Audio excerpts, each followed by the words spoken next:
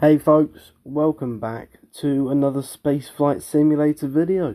So this is part 6, I believe, and in this video we're going to be taking this spaceship to Mars and back.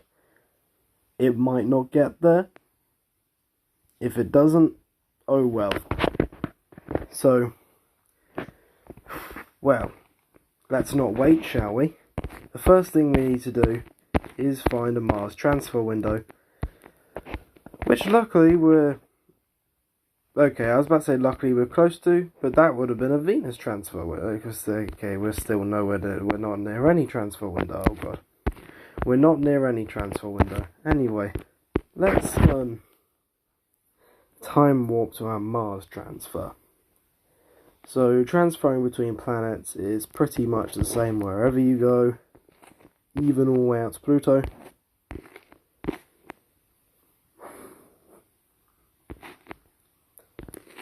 And here we go.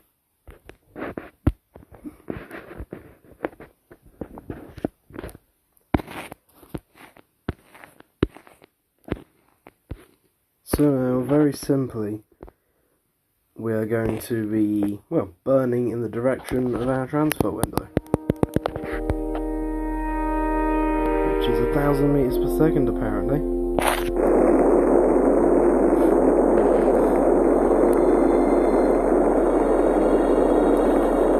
Which is about the same as it is in KSP.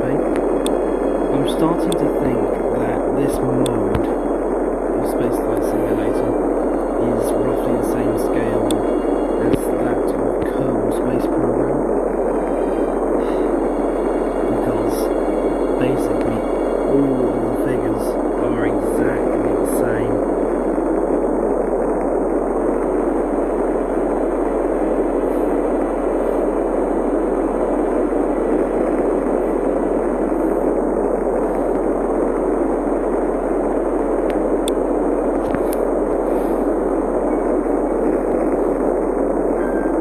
When you do build these larger ships, you will end up with quite a low thrust to weight ratio. So right now it's about 0.5, which isn't too bad, but when the ships get really, really big, so I made an interplanetary vessel a while back, never actually flew it, but I made it, and it had a thrust to weight ratio of 0.15 on a good day. It wasn't great.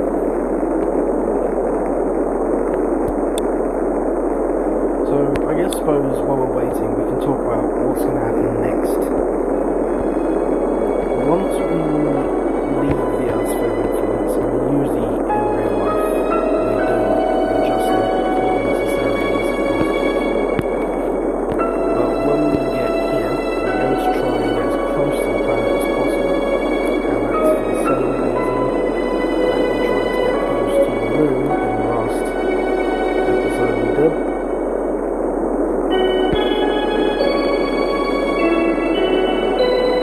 I don't think we're going to be visiting any of the moons, because we don't have enough fuel for that.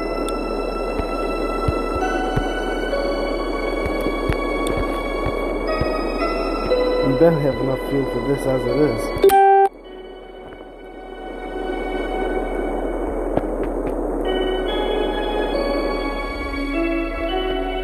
Make sure to get this right. If you don't get this right, you're going to end up in the middle of deep space, and that's bad.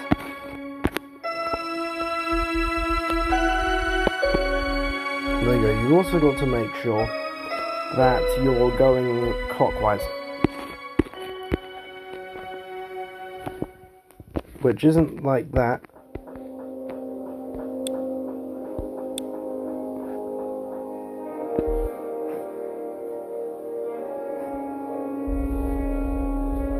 But, you know, I'm sure that it'll be fine.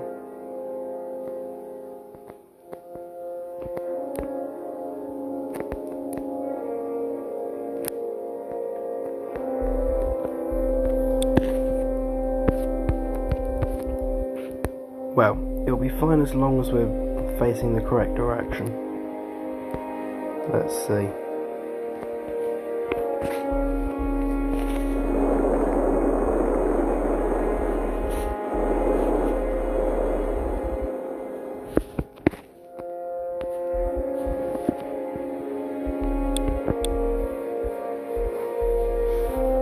Right, so this is our Mars capture burn. Very simply, burn retrograde.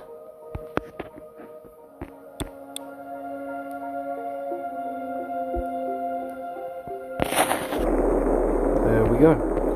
And as we slow down, the gravity of Mars is going to pull us in more and more and more until it overcomes our velocity.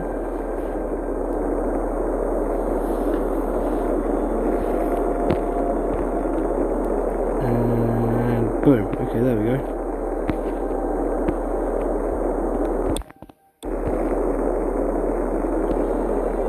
Now I've got to try and do a bit of a Hohmann transfer because we don't really have enough.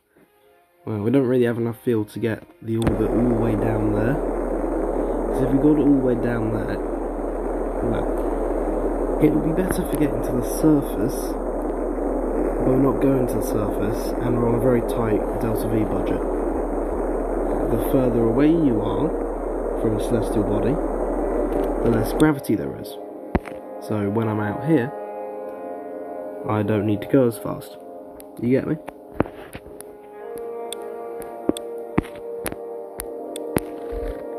Anyway, so that's that. I've got to go do something. I will be back in a minute. Well, I say a minute. You guys won't have to wait a minute. I can just, you know, stop the recording, start a new one, and just, you know, never mind. Okay, folks. I'm back. Told you it wouldn't take long. Anyway, now we've made it to Mars, we need to get home. How do we get home? Well, that's very simple. We wait for a transfer window. So why it takes so long to get between planets? In theory, you could get between planets literally just by going straight across, but of course going straight across is incredibly fuel inefficient.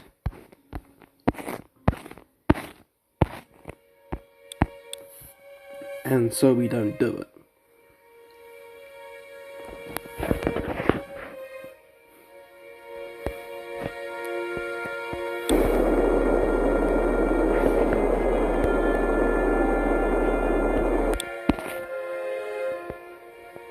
Now, may I also point out that when returning from an interplanetary trajectory, your re-entry velocity is often very, very high. This is going to be especially important for us to think about, because if we do things wrong, we could literally just burn up on re-entry. And if you didn't know, that's quite bad.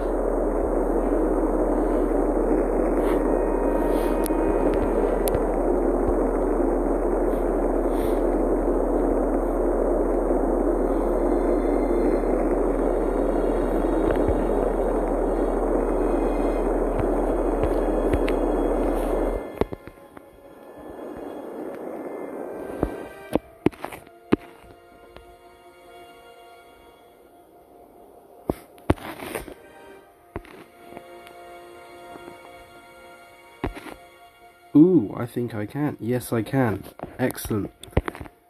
So, this bit here is actually very advantageous, because I've just figured out I have just ever so slightly, barely enough fuel to capture around Earth. That's extremely I was about to say it's inconvenient. No, that's extremely convenient, because if we can capture around Earth again, we can restock the spacecraft, etc. and use the exact same one again. Which, well, it'll save us time, as I can just launch a big rocket, refuel it,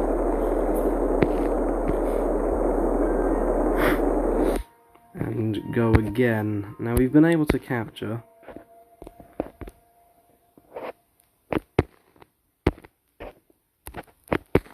yeah, 5% in there will do.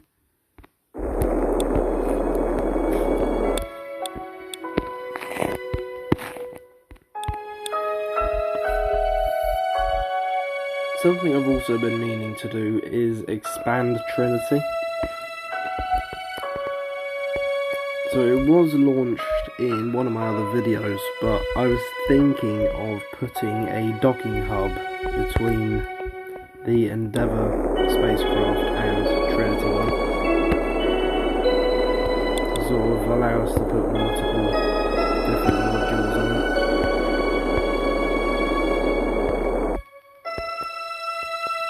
Okay, that'll do. I mean, it's not great, but it'll do. There's only so much we can do.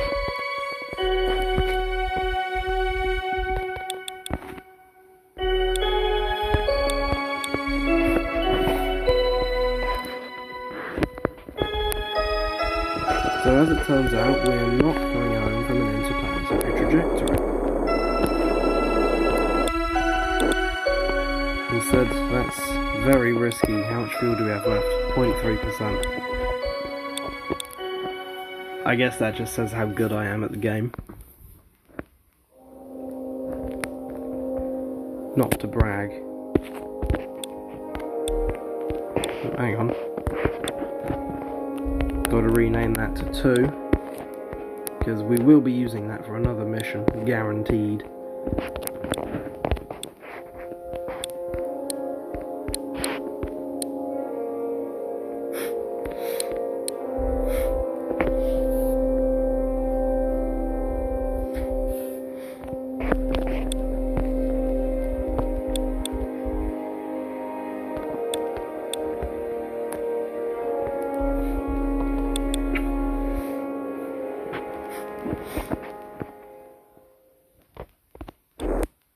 Okay, we're out of fuel. So now I'm going to do that. I've learned from my mistakes.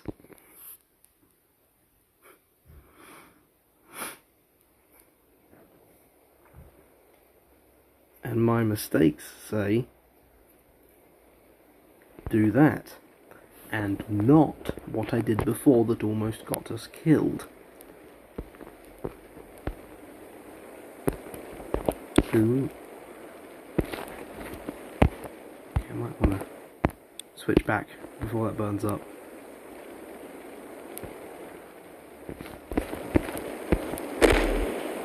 There we go.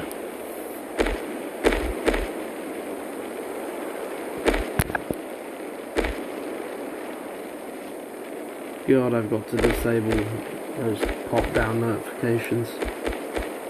Actually, if any of you guys actually know how to disable them, I will be very, very thankful. Or I could just start recording on PC. I mean, that would be a good idea. I do have this on PC, and I do have... I was going to say I have better editing software on there, but I really don't.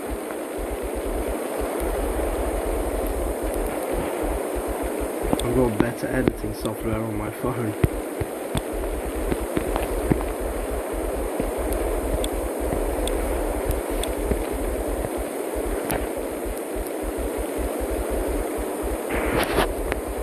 Well, it seems this mission is pretty much concluded, so if you guys have any suggestions, I will carry out those suggestions. I mean, even if it's going to another star system, I'll just, you know, merge 2 custom solar systems together and, you know, I'll figure it out. this goes out to Pluto. I can add more dwarf planets if you want. I can add series.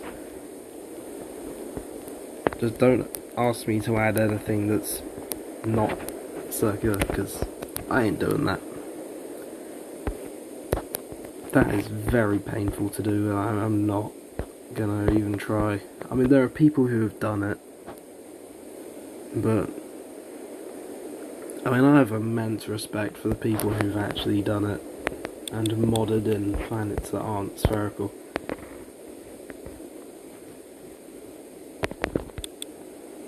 But it actually takes skill, because you need to understand the game files exactly, and I'm looking through it, and I cannot see for the life of me the setting that would do that. It's probably the terrain settings. Again, I don't understand the terrain settings. I mean, all I know about it is that it does like the bumpiness, so like that kind of thing. I mean, I guess if you put it on a big scale and program it right, it could make the sort of shapes. I mean, the developers have made Phobos and Deimos, so... Oh, that's given me an idea. I could literally just go into the game files and check and get the answers for myself.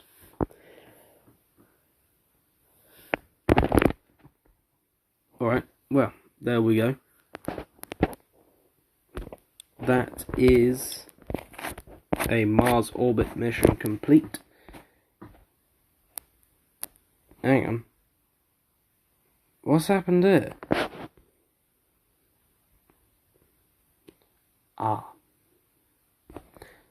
I don't know what that is. Oh, no, I know. No, I don't. Hang on. This must be glitched. 20,000 degrees Celsius. Nothing here reached that temperature. There you go. 2,500. But 20,000? 20,000 is insane. What could have reached 20,000? It was in the mission log as well. So I've got each of the launches. It's here, it's on this launch. Re-enter this atmosphere temperature. Oh, no, I know what that is. That's because to set up the previous video, I had to move the rockets, and the only way you can move the rockets is by basically turning on infinite fuel, no max temperature and no burn marks, putting a platform underneath it and then sort of hopping it to the side.